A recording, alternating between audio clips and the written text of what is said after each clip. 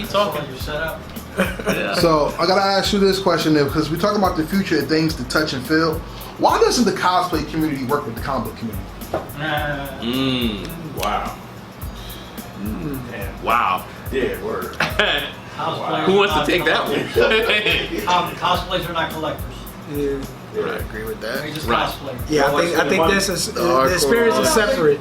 Believe it or not, Yeah, there's it's people too who different. trying their cosplay that have no money for anything else, most of them, to be honest. And it's a an expensive culture. hobby. Yeah, it's a totally different world. It's Yeah, a yeah, culture yeah. inherent of itself too. I think I'll say the thing with the cosplayers that they have a deep affinity and a deep root with a particular product or property or character. And as a novice creator who may have only 3 to 4 years under their belt, that's a big ask of a cosplayer to kind of invest, unless they came up, this is my personal view, unless they came up with your product and they believed in it and they want to support it and they want to play your characters. As it was mentioned, I may have said the wrong thing. As it was mentioned, it's an investment. It's an investment of time, it's an investment of resources, and you know, a lot of these particular cosplayers, they've grown up loving and enjoying particular things that they like. So. Yeah. But Go for it. I was going to add on to what you were saying. I think it's more from familiarity as far as what's been mainstream. So what products are they familiar with? Right. You know, so them gravitating to a particular character, you know, they've seen it somewhere. You know, they've seen it in a movie, animation, or a comic book or whatever. So that's been mainstream for them. You know, them growing up with an independent product, unless they were from Newark. Or from, you know, New York, where the creator is from, and then they actually have a relationship with that creator. They haven't done that. I know I've seen more of it at the black comic festivals and everything, where they are the cosplayers are modeling a lot of the independent creators, but that's because they actually have been exposed to those creators at that level, and then of course, you know, they gain that affinity to it and everything, and then invest into developing some type of cosplay outfit, and you know, doing all those things. When you go to a bigger venue like New York Comic Con, they're doing characters where they can kind of team up with each other. You know, like I'm gonna be Spider-Man and all the Amazing Friends, or all the different individuals from the Spider Universe, and then you team up with all the individuals that you know you have that affiliation with, and those type of things. You don't have that on the independent market as of yet. You know, it's growing. You know, something like Trills, which you know, what 50 Cent has just picked up, will probably get that because it's going to actually have its own animated series and everything, and it's going to be on a major platform like Netflix, right? I believe it's going to be on Netflix. So those things are, you know, what's going to happen. But if we detail cooperative economics, like we've been to festivals, you throw your own festivals. So you got great people like Lynn Marie, shout out to her. Yes. And some others that I don't want to name because they didn't show up. Just came to mind.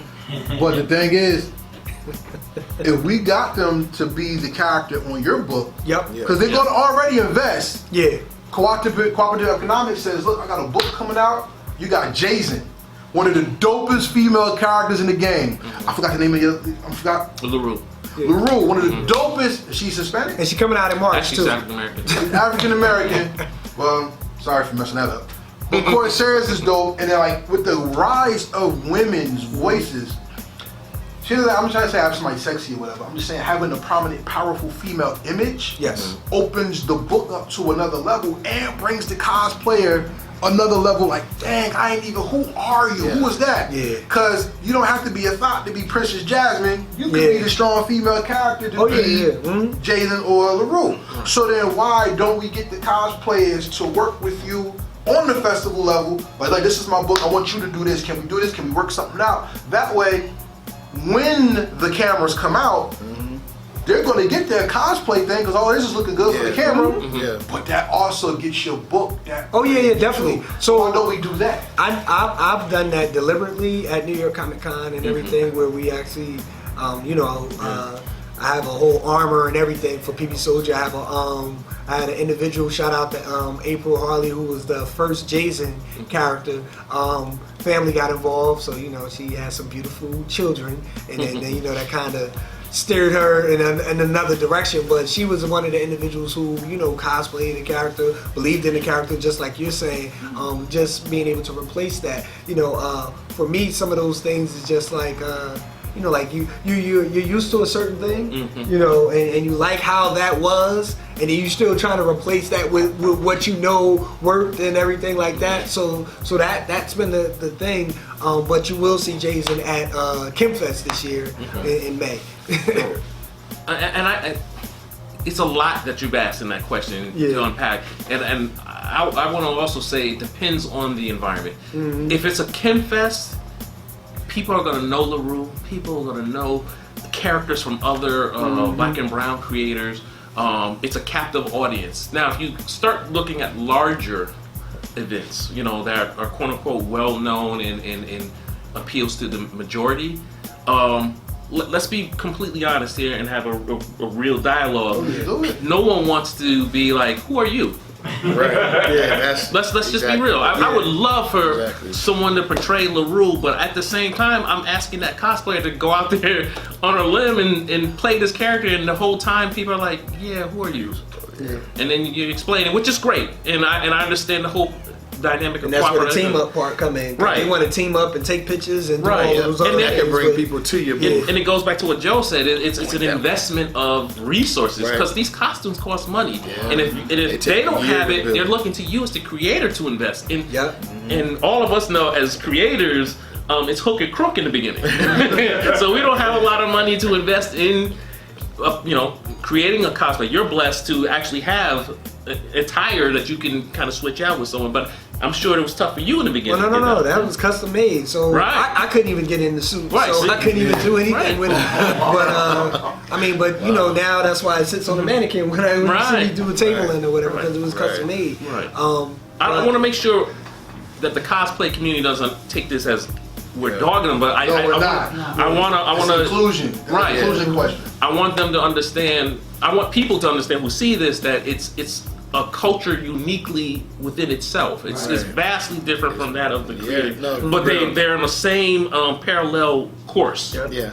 And then the main thing with the cosplay is that they're a fan of the particular product that they are. Yeah. As a creator, we're looking to build that fan base, and those are the things that we're looking to do. Right. So as we build our fan bases and everything, we're going to eventually have those individuals who will want to cosplay and invest in the cosplaying aspect of it. Right. As a fan, I think it can be done. I think the two can team up, because when I went to New York Comic Con, I'm an Artist Alley guy. I like being down there, but as you're walking through, you might see, you see some dope cosplay on the way to Artist Alley. Like, let me get a picture of you. But I think the worlds can come together. It's just about everybody picking their head up and noticing that, and just bring it together. I think it could work in the future. I'm just tired of seeing Harley Quinn every damn. Yeah, you about to see a whole lot of Malik Yobas around. Malik Yoda. Sorry, Malik Yoda. You're gonna see a bunch of those at Comic Con this year. It's gonna happen. It's whatever's popping that year.